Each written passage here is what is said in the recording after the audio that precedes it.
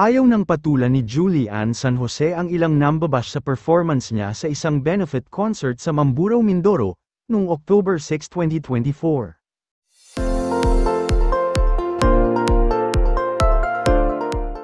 Pinamagatang Heavenly Harmony Concert, Harana para kay Maria, sa simbahan ng Nuestra Señora del Pilar Shrine na beneficiary ng concert ang venue.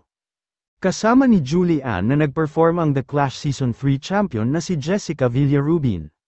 Nag-trending ang video ng isang performance ni Julian kung saan humataw siya ng disco song na Dancing Queen, habang nakagaw na may slit.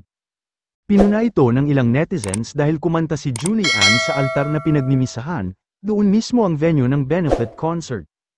Samantala, ayaw na raw itong sagutin ng Limitless Star. Yun din naman ang pananaw ng karamihan na hindi lahat ng bashing ay dapat patulan. Pero ipinaliwanag ng ilang tao na close kay Julian na bago sila pumunta sa naturang event, pina-approve daw nila lahat ito sa organizer ng concert. Pati ang suot ni Julian at ang lineup ng aawitin niya ay pina-approve din.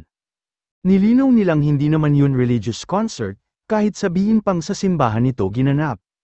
Hindi naman nagtinda o ginawang palengke ang simbahan, nag-perform lang sina Julian at nagpasaya sa mga nanood.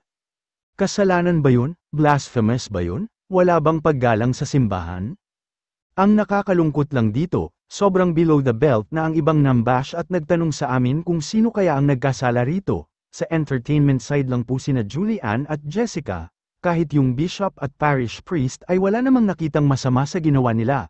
Sabi ng isang malapit kay Julian, ang hirap lang daw patulan ang ganung pambabash dahil papasok na raw dito ang issue ng religion, gayong nag-perform lang sila.